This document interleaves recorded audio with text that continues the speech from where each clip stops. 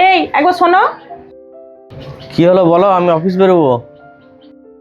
2000 টাকা দিয়ে যাও, বাজার নিয়ে আসবো। 2000 টাকা? কত টাকা? এই আমি অফিস থেকে আসার সময় নিয়ে আসবো বাজার। 3 দিন ধরে ঘরে একটাও বাজার নেই, এদিকে রেশনও নেই। তুমি যে 3 দিন ধরে কি এনে দিচ্ছ সেটা তো দেখতেই পাচ্ছি। তুমি আমাকে পয়সাটা দিয়ে দাও না, আমি ঠিক বাজার থেকে নিয়ে চলে আসবো। তোমাকে বললাম তো আমি এই সন্ধ্যেবেলা অফিস থেকে ফেরার সময় নিয়ে আসবো। সকালবেলা শুধু শুধু ঝামেলা করছো কেন? সকাল সকাল আমি কি তোমার সঙ্গে ঝামেলা করছি, না তোমার আমাকে 2000 টাকা দিতে অসুবিধা হচ্ছে? আরে আমার তোমাকে পয়সা দিতে কোনো অসুবিধা নেই। আমি তো তোমাকে বলছি যে আজকে সন্ধ্যেবেলা আমি ঠিক নিয়ে আসবো। তাহলে তুমি কেন শুধু শুধু সমস্যা করছো? আমার দেরি হয়ে যাচ্ছে, আমার তোমার সঙ্গে কথা বলার কোনো সময় নেই। আমি ঠিক নিয়ে আসবো। এটা শুনে রেখে দাও, আজকে যদি জিনিস না এসছে না, আমার থেকে খারাপ কেউ হবে না, তারপরে তোমাকে দেখবো। একে বিয়ে করে না আমার জীবনটা জ্বলে গেল। একে বিয়ে করাটাই আমার ভুল হয়েছে। এই তোর বর কোথায় রে? ও তো অফিস বেরিয়ে গেছে। কিছু দরকার ছিল? দোকানে 5000 টাকা ধার করেছে, 3000 টাকা দিয়েছে, 2000 টাকা এখনো বাকি আছে। ফোন করছি তাও তুলছে না, কি ব্যাপার কি? কেন, ও যে বললো সব পয়সা আপনাকে দিয়ে দিয়েছে। সব পয়সা যদি আমাকে দিয়ে দিত তাহলে আমি বাড়ি বয়ে চাইতে আসতাম কি? এর উপর হয়ে গেল, পয়সাটা আমি এখনো পাই নাই। আমি আরো 15 দিন টাইম দিয়ে গেলাম। 15 দিনের মধ্যে যেন পয়সাটা আমার পৌঁছে দেওয়া হয়, তা নাহলে কিন্তু খারাপ হয়ে যাবে।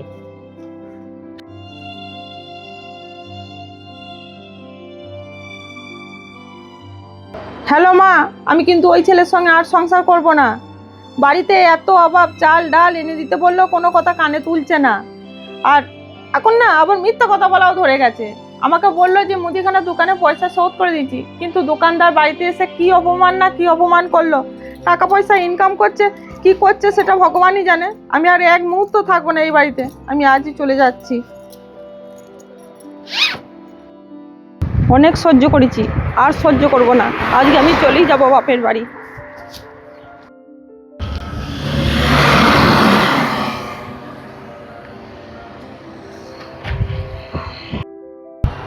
দেখি এই গাড়িটা ভাড়া যায় কিনা। বলছি এই যে দাদা, ভাড়া যাবেন? হ্যাঁ, ভাড়া যাওয়ার জন্যই তো। এই, তুমি কি ব্যাপার এখানে? আরে তুমি তুমি এখানে কি করছো? তোমার তো এই টাইমে অফিসে থাকার কথা। তাহলে কি তোমার জবটা নেই? তুমি লাস্টে গাড়ি পোছার কাজ করছো?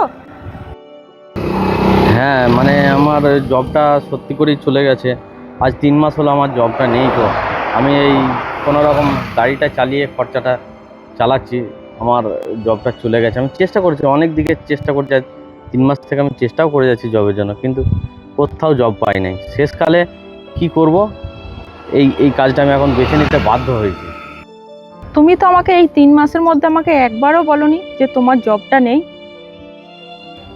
আসলে কি বলি বলো তো তোমাকে। আমার তো তোমাকে বলতেই খারাপ লাগছে যে আমার জবটা চলে গেছে।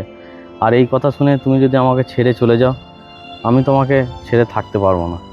যেই জন্য আমি তোমাকে হারাতে চাই না, ওই কারণেই আমি তোমাকে বলিনি যে জবটা চলে গেছে। তুমি আমাকে এই চিনলে এতদিন সংসার করে, স্বামীর অভাবে স্বামীর পাশে না থেকে আমি চলে যাব? তুমি তো আমাকে একবারের জন্যও বলতে পারতে। তোমার ছেড়ে যাওয়ার ভয়েই আমি তোমাকে জানাইনি, তাছাড়া কোনো ব্যাপার নাই তো। যেই কথাটা জানলে যে আমার কাজ নেই, আমি কর্মহীন হয়ে আছি, শুনে যদি তুমি আমাকে ছেড়ে চলে যাও, সেই কারণেই, আর কিছু কারণ নাই। আর তাছাড়া তুমি কোথায় যাচ্ছিলে? তুমি ব্যাগ নিয়ে বেরিয়েছো।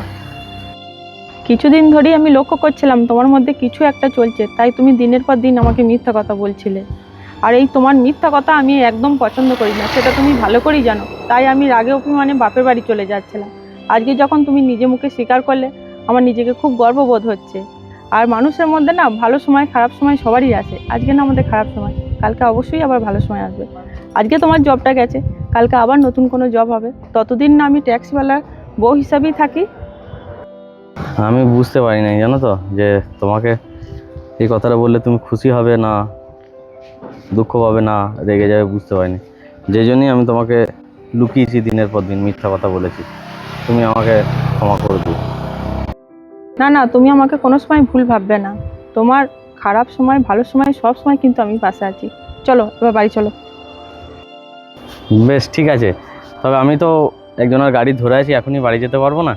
আমি গাড়িটা পার্কিং করে দিয়ে আসবো মালিকের বাড়ি, তারপরে আমি বাড়ি আসছি। তুমি তাহলে চলো বাড়ি, আমি তোমার পিছু পিছু আসতে পারি। হ্যাঁ এসো। একটি প্রকৃত স্ত্রীর আসল পরিচয় অসময়ে তার স্বামীর পাশে থাকা। ভিডিওটি যদি আপনাদের ভালো লাগে লাইক কমেন্ট শেয়ার করবেন আর ফলো দিয়ে পাশে থাকবেন।